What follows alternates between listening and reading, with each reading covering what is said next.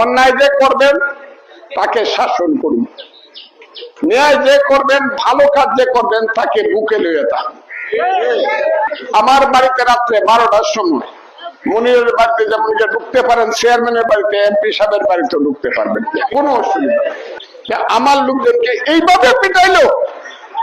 একটা মহিলার বাড়ি মারছে আব্দুল্লাহপুরে, এই জায়গাটা মনে হয়েছে আগুন লাগাই দিছে।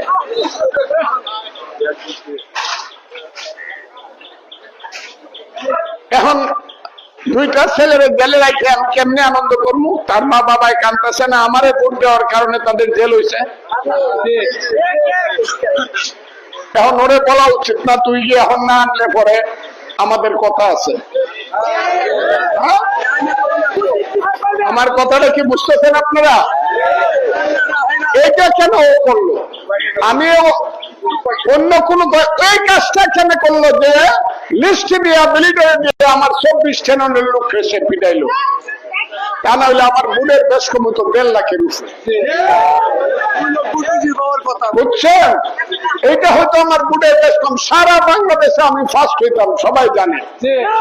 কিন্তু শুধু এই ছেলেটি এই আকামটা করিয়া, এই জামাত ইসলাম এই আকামটা করিয়া সব শেষ করে, কারণ আমার সমস্ত বড় বড় কর্মীদের লিস্ট দিয়ে দিছে,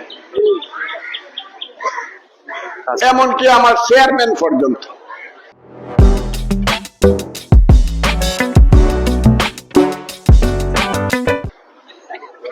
ওই ধনপুরের বজনের মতো একটা ভালো ছেলে, সে আমার প্রেসিডেন্ট। আমি এইটা আমার মনে দুঃখ। আমি আপনাদেরকে বলি, এত দুঃখ নিয়ে আমি জয়সিদ্ধিতে আসছি। আমি যদি থাকি, আল্লাহ যদি আমাকে ঠিক মতো শারীরিক ভাবে সুস্থ রাখে এবং পার্লামেন্ট যদি সঠিক ভাবে চলে, আমি এই এলাকার উন্নতি আল্লাহর রহমতে অনেক বেশি করব। এবং জয়সিদ্ধির মানুষ, সব মানুষই আমার কাছে ইন্টেলিজেন্স পাবেন। জয়সিদ্ধির মানুষ, আমি আপনাদেরকে বলি, কে কোন দল করেন, কে কোন গোষ্ঠীর মানুষ, কে আমারে কবে বহা দিছিলেন, একটা কথা যদি আমার মনে থাকে আল্লাহ আমার বিচার করব। কে আমারে ভোট দেন না, আমি সবাইকে এক নজরে দেখব, সবাইকে এক নজরে দেখব। অন্যায় যে করবেন তাকে শাসন করুন, ন্যায় যে করবেন, ভালো কাজ যে করবেন তাকে বুকে লইয়া থাক। কথাটা কি বুঝছেন আপনারা? এই কাজটা করব, সবার জন্য কাজ করব, যে কোনো কাজ।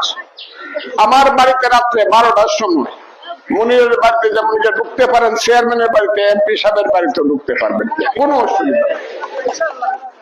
আমাকে পাবেন, আমি আপনার জন্য কাজ করব, সুখে দুঃখে দুর্দিনে আপনার সাথেই থাকব। এই জয়সিদ্ধির মাটি, আমি এইখানে জন্ম নিয়ে আমি ধন্য হয়েছি। আমি ধন্য হয়েছি জয়সিদ্ধির মাটিতে জন্ম নিয়ে।